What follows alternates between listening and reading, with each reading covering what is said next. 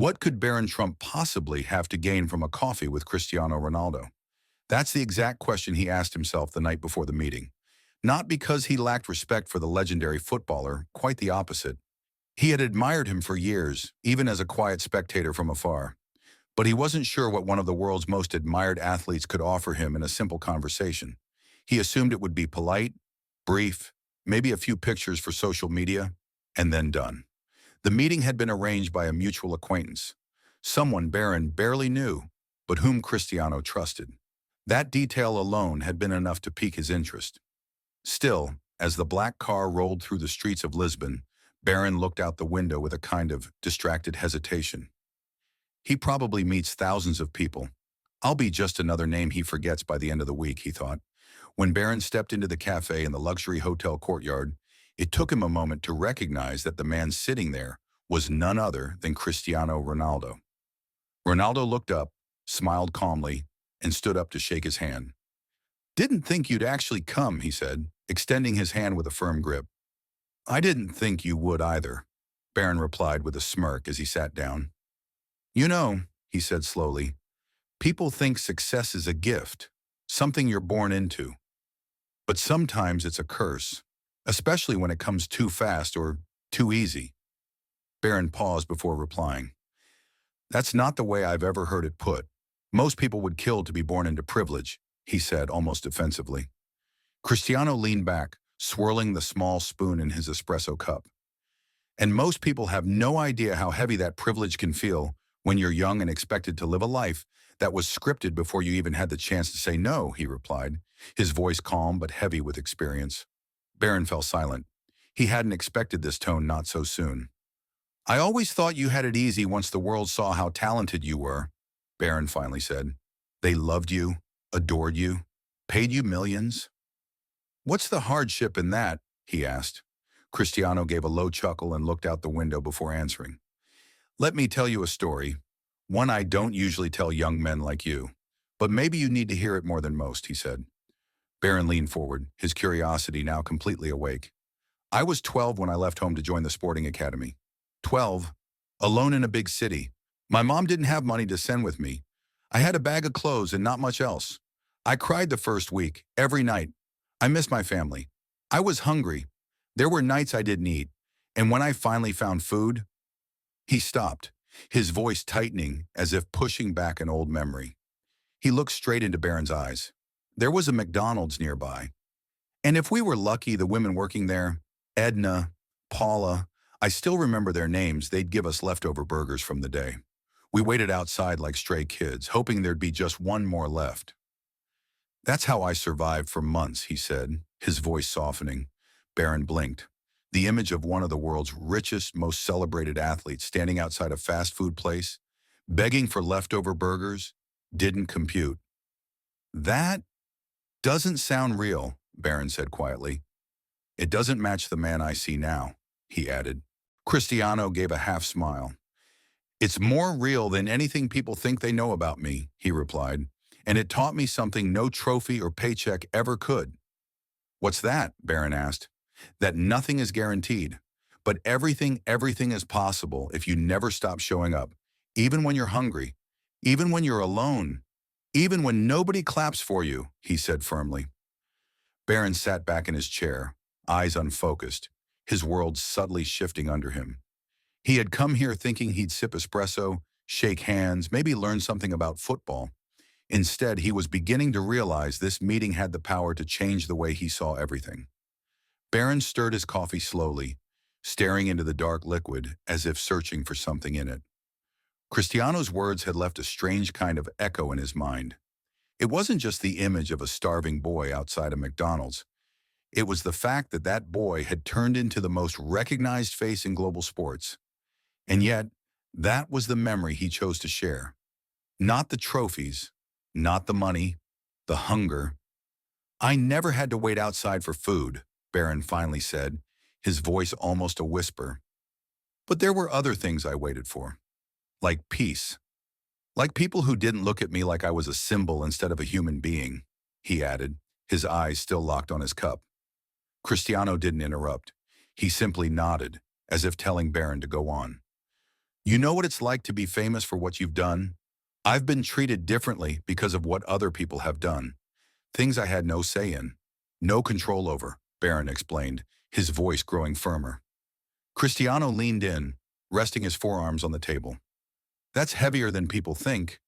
Being born into expectations is its own kind of prison, he said gently. Barron looked up, his face revealing something between relief and vulnerability. And people think it's all private jets and limelight. But sometimes I'd trade it all just to walk down the street without hearing whispers behind my back, or having people assume they know me just because they know my last name, he admitted, his voice laced with frustration. Cristiano smiled faintly, and there was something deeply fatherly in his tone as he replied, "You carry a name. I carried hunger. Both can eat you from the inside if you let them," he said softly. Barron nodded slowly. Something in him was cracking open, not in a dramatic way, but like a door that had been stuck for years and had finally started to creak. "So what did you do when you wanted to give up?" Barron asked.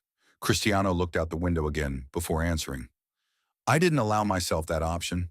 I reminded myself that even when no one was clapping, even when no one believed, I had to believe. I trained harder.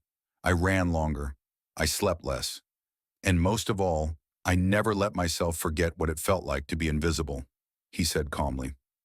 Barron exhaled. "That's the thing. I've never been invisible. I've always been on display. Like a mannequin everyone wants to dress up or tear apart," he said, his tone bitter but self-aware. Cristiano reached across the table and tapped his knuckles gently against Barron's. "Then maybe now's the time to stop living for the display. Start building something that belongs to you, not your name, not your parents, not the cameras. Just you," he said firmly. Barron didn't speak for a few seconds. He looked at the man across from him, not as a soccer legend, not as a celebrity, but as someone who had once been a lost boy too. "I thought this was going to be just a coffee," Barron said with a slight smile, his eyes softer now. Cristiano chuckled. "I thought so too. But maybe fate serves espresso when we need lessons most," he joked lightly. They both laughed, but beneath the laughter, a quiet understanding had begun to form. One man had climbed from the streets to the stars. The other had been born in the stars but didn't yet know where his ground was. The cafe was nearly empty now. The soft clinking of cups in the distance had faded into background noise.